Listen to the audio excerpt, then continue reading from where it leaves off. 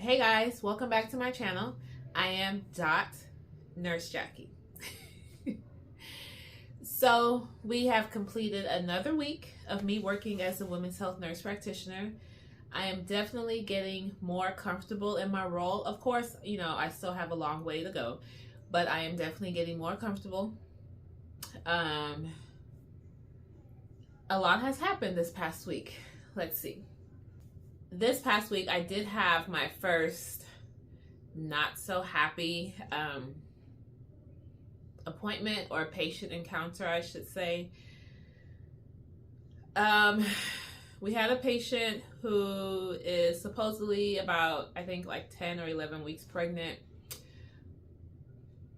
But how it works is you come in to do a pregnancy confirmation and we confirm via ultrasound.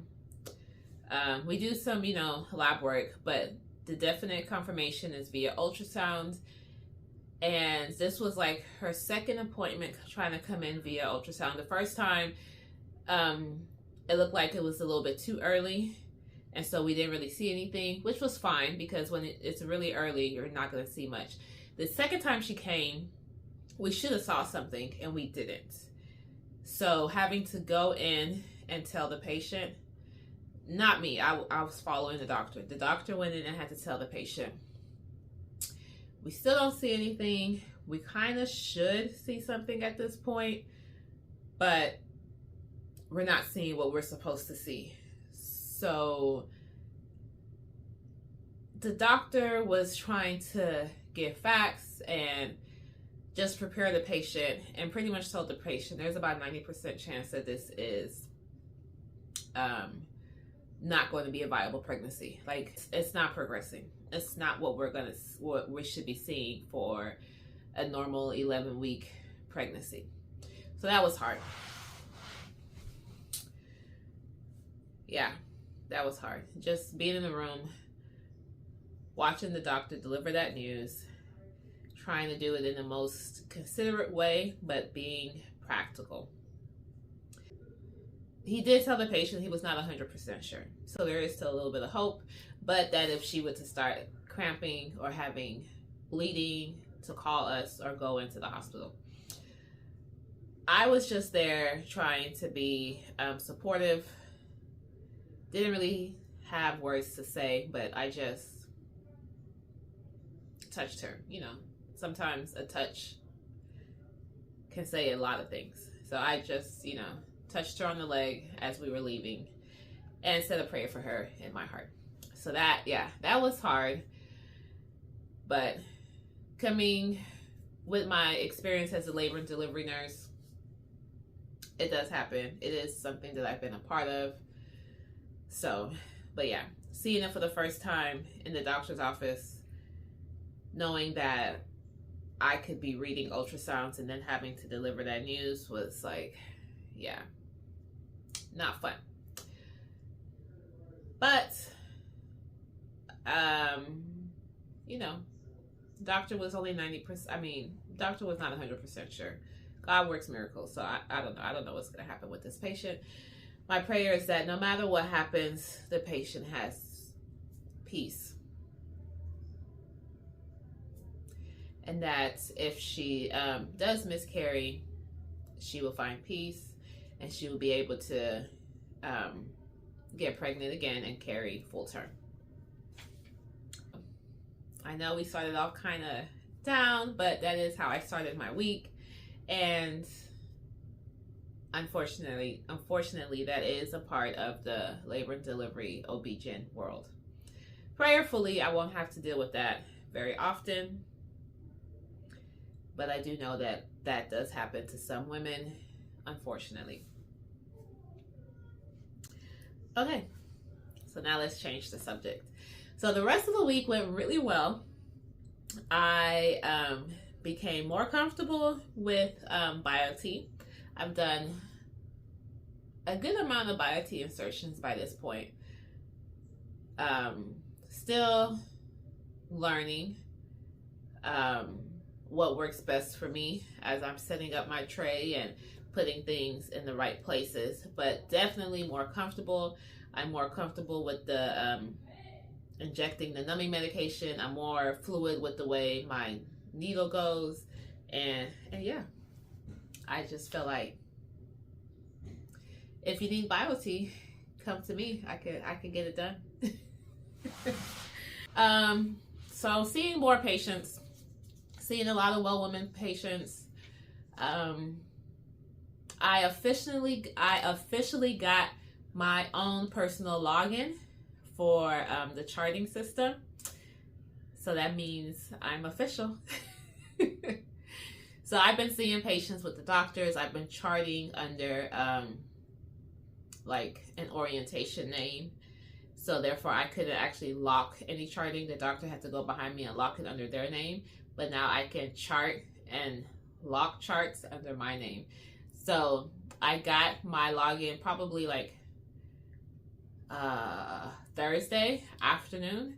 So after lunch I came in, I logged in with my name, and so I'm charting, you know, I'm charting like normal. And then I go back to look at something and I was like, oh, that's my name.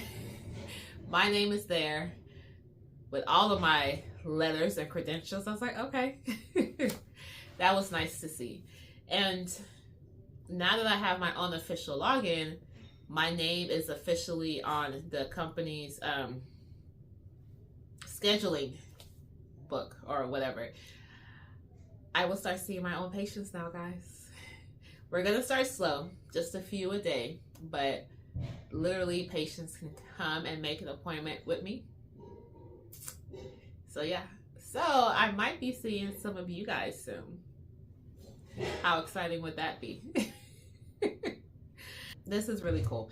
I will be telling this story at another date, but basically I made a friend through Instagram. We met through Instagram, we became friends, and I got to deliver her baby this week. So I was at work in the Katy clinic, and my friend was delivering at close to Memorial City Mall. I was able to get off work. This was Wednesday. Yeah. I was able to get off work, leave the Katy clinic, go to my old hospital, because I still have privileges there. I'm still a labor and delivery nurse, and deliver my friend. How cool is that, guys? That was super cool. So, yeah. And it was great being back at work. I hadn't been at work like during the week in a long time. I did work a couple of weeks ago. I don't think it was a weekend. I don't know, but it feels like I haven't been there in a while. So I went to work and everybody was like, hey, where you been? Blah, blah, blah. And I was like, you know, it just felt good to be back home. It kind of felt like I was back home. I saw people I hadn't seen in a while. By this time, everybody knew about my new job. And for some reason, everybody thought I was leaving. But I wasn't. I'm not leaving as of yet. But for real, being there, delivering my friend made me kind of miss labor and delivery in a way. Like, I don't know if I'm ready to give it up completely. I had said I would continue to work PRN as a labor and delivery nurse until the end of the year, or until my friend delivered, and which she delivered last week. But I enjoyed delivering her so much, I think I might stick it out. Maybe. I don't know. It also made me think, what if I had become a midwife? Because I really enjoyed delivering her, y'all. Like, it would be so cool for me to be able to work as an advanced practice provider and go in and deliver people that I know. Like, I would love to be able to, I want to be there for my friends and family members when it's time for them to deliver in more than just a friend in the labor room. Like, I want to advocate for, like, I want to be there. Like, I want to take care of them, make sure they're, you know, taken care of. And yes, I could do that as just a guest in the room, but it's just something special as, you know, saying that I delivered my friend's baby. So it had me wondering, it had me trying to figure out, how can I go from nurse practitioner to midwife? Like, is there a program for that? Like, because we pretty much did the same schooling, except they got training on delivery. I feel like I've been a labor and delivery nurse for so long that I should just need a couple of months of just specific delivering coaching. Is there a program like that? If so, let me know. Because I might do it. I don't know. I could be a nurse practitioner and midwife on the side, right? But anyways, it was great delivering my friend. I was glad I was able to be there for her. That was a great experience. I feel like I've done so many well womens at this point. Still looking to do more, trying to get more and more comfortable with the speculum. I did have a patient who said, "Is that all?" And I was like, "Yeah." She was like, "Oh, that was great. That was not bad at all." And, that is the best compliment when you do a well woman exam on somebody and you have to put in a speculum. Like, women don't like well woman exams. I know that. I'm a woman. Like, speculums are not comfortable. And so when somebody tells me, "That's it," and I'm like, "Yeah, girl." It's a good feeling. It's a good compliment to know that I didn't hurt you. That it was seamless. Of course, it's uncomfortable, but ideally, speculums should not hurt. So yeah, that was great getting that compliment. I'm improving with my biopsy insertions, like I said. I still need to put some time aside and study. Look, y'all, starting a new job as a nurse practitioner, all of these reps who are coming in giving me information on all of these meds that I know nothing about, but they want me to prescribe. I'm like, okay, hold on. I got to learn about these meds first. I got to learn about all of these new meds. I got to refresh on just stuff I do on the day-to-day. Like, I want to learn about hormones. I need to refresh my mind on the hormones. I was going through my computer system and all of my material and PowerPoints from school, and I found a lot of information that I really need to study. The thing is, life is always lifing. This weekend was busy.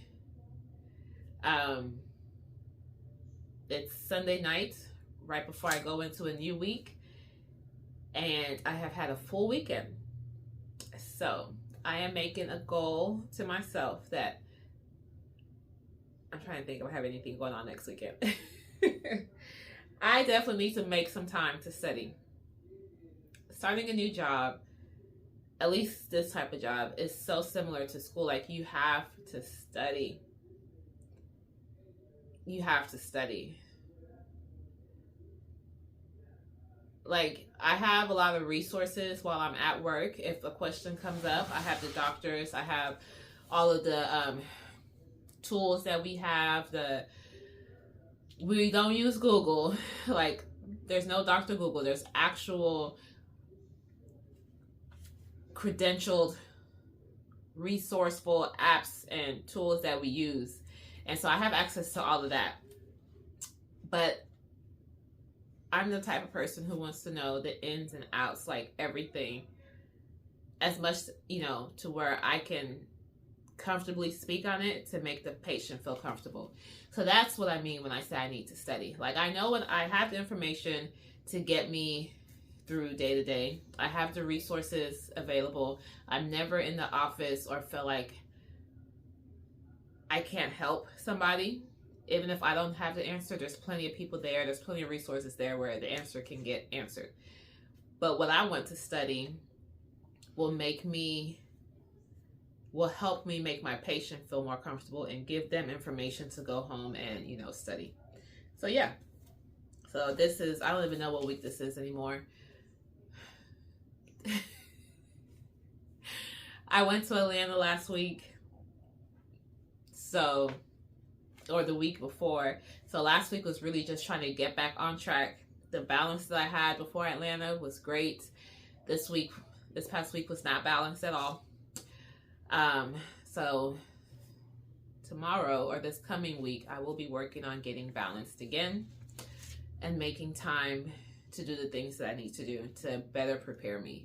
But I'm so excited that I finally got my login. I'm learning more about charting. I'm learning more about discharging patients from the hospital. And I'm really about to start having my own clinic, y'all. Like, I'm going to start recruiting my friends. Be like, y'all need a pap smear? Y'all need a one-woman exam? Come see me. And it's October. I got this from church. It's Breast Cancer Awareness Month. Like, are y'all checking y'all's boobies? Like, you have any women's health issues or questions? Come see me. I could check you out. All right, y'all. I'm tired. I'm obviously tired on here acting silly. It is late Sunday night. I'm about to get myself together and get ready for this next week. And I will be back a week from now and tell you how this week went. Don't forget to subscribe to my channel so you can see my journey on becoming, well, I am a well women's health nurse practitioner, but you can see my journey in transitioning into the role. You can learn more about women's health, and you can also see some tips on labor and delivery.